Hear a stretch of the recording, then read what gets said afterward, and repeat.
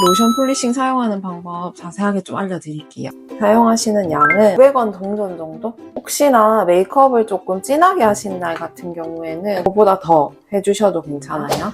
마른 손, 마른 얼굴, 손을 먼저 씻고 시작하시는 거예요. 전체적으로 도포하시고 이때는 적어도 손바닥은 아니고 손가락이라도 가능하실 수 있도록 이렇게 노력해 주시면 되거든요. 최대한 지문을 사용하실 수 있도록 해주시는 게 좋고 자극을 좀 덜 준다고 생각을 하시고 우리 얼굴이 계란 노른자, 생 계란 노른자 있죠? 그거라고 생각하시는 거예요. 세게 문지르면 빵 하고 터지겠죠, 노른자가. 그 노른자를 좀 살살 문지르면 깨지지 않고 계속 머물러 있겠죠. 그렇게 생각해 주시면 돼요. 내 얼굴은 생 계란 노른자다 라고 생각을 해주시고 워터프루프나 이런 거 좀 진하게 쓰시는 분들 있죠. 립 앤 아이 리무버 따로 써주시는 게 좋아요. 혹시나 내가 좀 많이 건조하거나 열감이 좀 있으시면 이렇게 마른 상태에서 바르게 되면 금방 뻑뻑해지거든요. 근데 이 상태에서 계속 문지르게 되면은 되게 뻑뻑해서 계속 살도 밀리고 자극이 된단 말이에요. 전체적으로 도포를 하시고 유화 과정을 꼭 해주셔야 돼요. 유화 과정이라는 건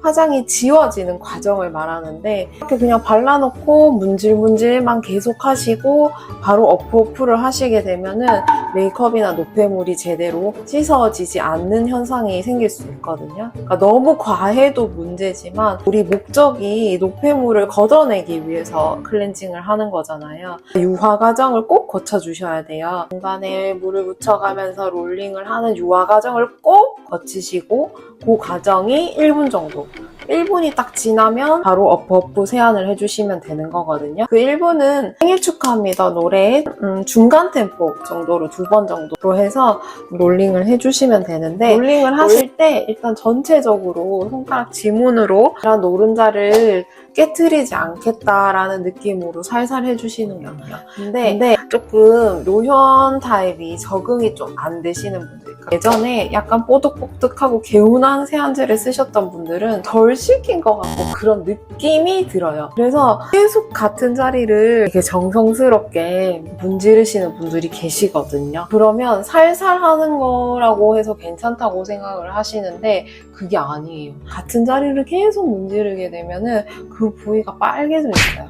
근데 보통 그 부위가 볼하고 코 이쪽이거든요. 블랙헤드를 없애야지 이러고 계속 문지르신단 말이에요. 사실 그렇게 하면 노폐물이 빠지지도 않고 자극만 계속 주고 있는 거예요.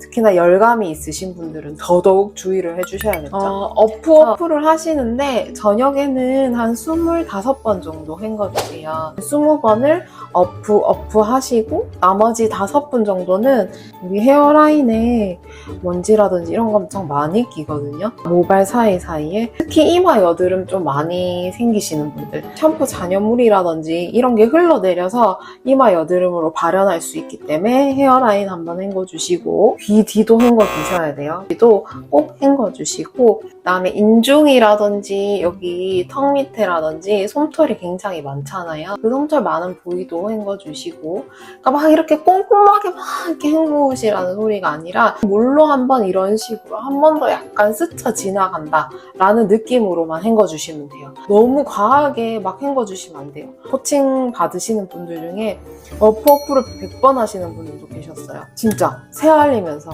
그렇게 하고 나면 항상 얼굴이 너무 빨가신 거예요. 근데 그거를 안 하시고 나니까 좀 많이 좋아지신 케이스도 있어요. 세안이라는 게 정말 별거 아닌 것 같지만 이 별거 아닌 부분을 교정하시게 되면은 피부가 좋아지는 한 단계의 밑바탕이 굉장히 중요한 부분이에요. 그 밑바탕 부분이 처음에 한 번에 안 될 수도 있어요. 우리가 항상 그렇게 하고 있다가 갑자기 바꾸면 좀 이상한데 찝찝한데 이런 기분 드시거든요. 근데 저를 믿고 꼭 해보시면은 좋은 결과가 있으실 거니까 중간중간 궁금하신 거 있으시면 꼭 연락해주세요. 하나도 안 귀찮으니까 연락을 해주셔야지 빨리 좋아집니다.